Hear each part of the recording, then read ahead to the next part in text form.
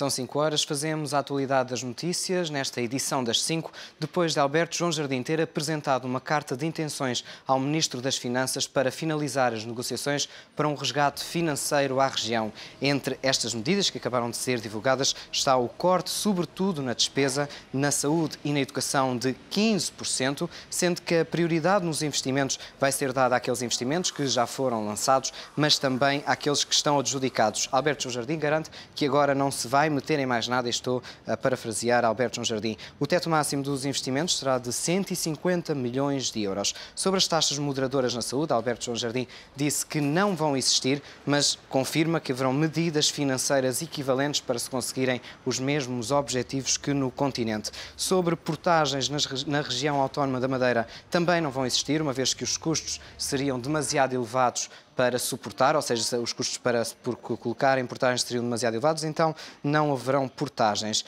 O objetivo será ter um superávit até ao final desta legislatura, sendo que esta é apenas uma carta de intenções e não será o plano de resgate. O plano de resgate será apenas apresentado em janeiro, depois de negociações com o Governo da República. De referir ainda o aumento de impostos do IRS, do IRC e do IVA. Os portugueses vão perder 5,4% da remuneração real em 2012. É a maior descida desde 1985 e o valor mais baixo de todos os países da União Europeia. As contas são do Sindicato dos Quadros Técnicos do Estado.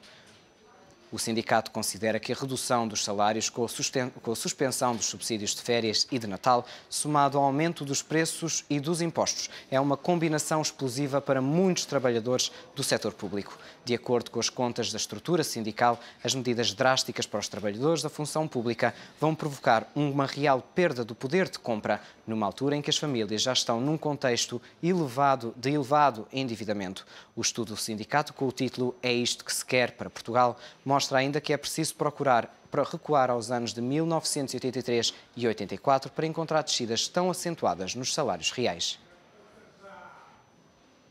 Ferreira do Amaral diz que Portugal nunca teve uma década tão má como a do euro. Em entrevista à Lusa, o economista notou ainda o fraco crescimento europeu nos últimos 10 anos. A Europa da zona euro cresceu muito pouco, muito menos que tinha crescido na década anterior ou na década e meia anterior. Foram-se acumulando desequilíbrios da balança de pagamentos gigantescos em alguns países, nomeadamente Portugal, na Grécia e também em parte em Espanha. E no que respeita à nossa economia em particular, nunca tivemos uma década ou década e meia tão má como esta. O conselheiro da comunidade portuguesa na Suíça garante que só este ano emigraram mais de 120 mil portugueses para o estrangeiro. Manuel Beja considerou hoje em declarações à TSF que o número de 100 a 120 mil portugueses que emigraram em 2011, avançado pelo secretário de Estado das Comunidades Portuguesas, é estranhamente baixo. O conselheiro ficou surpreendido com a precisão dos números, embora se justifique que é impossível dar-se uma visão muito clara dos números das pessoas que estão a abandonar o país. O secretário de Estado, José Cesário, explica que não existem dados concretos sobre as saídas de Portugal, mas sabe-se que estão a aumentar, sobretudo para países como a Suíça, a França ou o Brasil. O financiamento da banca à economia não está a diminuir de forma significativa. A conclusão tem por base o estudo, o boletim estatístico da Associação Portuguesa de Bancos, que mostra que o crédito à economia caiu 1% no primeiro semestre do ano, face ao período homólogo. Nos primeiros 6 meses de 2011, a banca concedeu crédito no valor de 330 mil milhões de euros, o equivalente a 191% do PIB. Na prática, este valor significa que por cada euro de riqueza criado em Portugal, as instituições financeiras concederam 1,91 € em crédito. Comparando com o mesmo período do ano anterior, a correção do financiamento é de apenas 1%. Quanto às instituições, os 5 maiores bancos nacionais assumem um papel preponderante. Caixa Geral de Depósitos, BCP e BES, BPI e Santander Tota representam mais de 80% dos empréstimos concedidos. Esta é uma característica própria do sistema financeiro português e estas instituições representam também 81% do produto bancário do setor e 82% dos recursos captados de clientes. Quanto aos lucros do setor, 97% é distribuído pelos 5 maiores bancos nacionais, isto apesar da correção média nos lucros de 45,7% face a 2010. O documento da Associação Portuguesa de Bancos mostra ainda que a oferta de taxas remuneratórias mais atrativas nos depósitos tem resultado numa subida do volume de depósitos e dos recursos captados pela banca. O crescimento é de 10,5% face aos primeiros 6 meses de 2010, período em que atingiu um total de 234 mil milhões de euros. A Caixa Geral de Depósitos reforçou a liderança no setor financeiro nacional em 2011. Apesar das contingências no setor, o Banco de Capitais Públicos aumentou a cota de mercado em todos os indicadores. O relatório da Associação Portuguesa de Bancos mostra que a instituição é responsável por mais de 25% do crédito à economia e por quase 2/3 dos depósitos captados junto de clientes em todo o setor.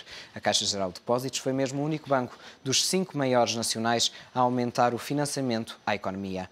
O primeiro semestre deste ano revelou um crescimento de quase 3% face ao período homólogo. Quanto aos recursos captados junto de clientes, a Caixa obteve 71 mil milhões de euros, cerca de 7 mil milhões acima do período homólogo. O relatório mostra também que a Caixa é líder nos ativos, com um total de 123.700 milhões de euros.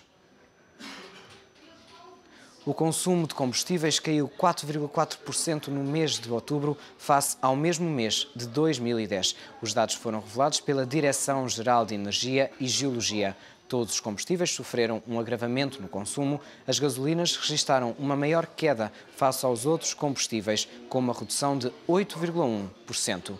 A sem chumbo, 98, foi a que registrou a maior quebra, 21,6%. Já no gasóleo rodoviário, a redução foi inferior a 4%. Em 2012, o conjunto de países do euro vai emitir 740 mil milhões de euros de dívida pública. Um terço deste valor é colocado logo no primeiro trimestre. Para o UBS, esta vai ser a prova de fogo para toda a zona euro.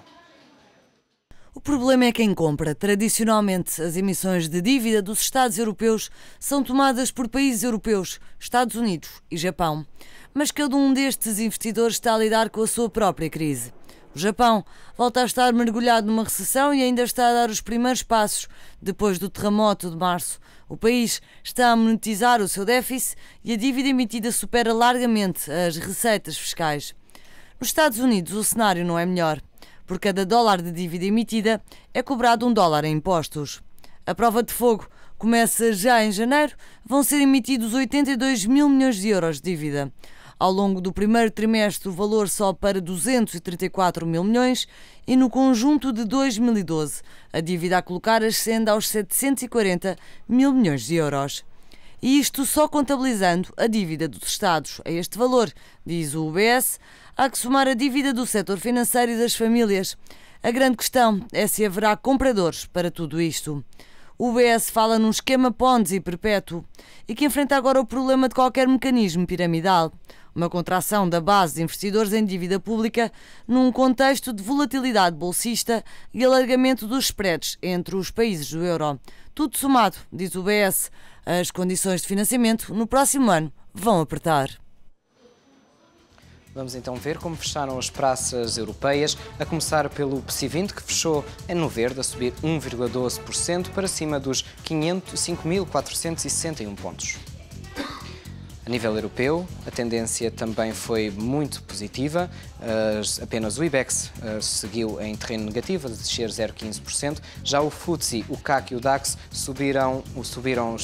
fecharam no verde, assim é que é. O FTSE a subir mais de 1%, o CAC a subir 0,03%, o DAX a subir 0,18%. Nos Estados Unidos da América, o dia também tem sido positivo, com o Dow Jones a subir 0,02%. Ficamos por aqui com a síntese das 5 horas. Tenham um resto de muito bom dia.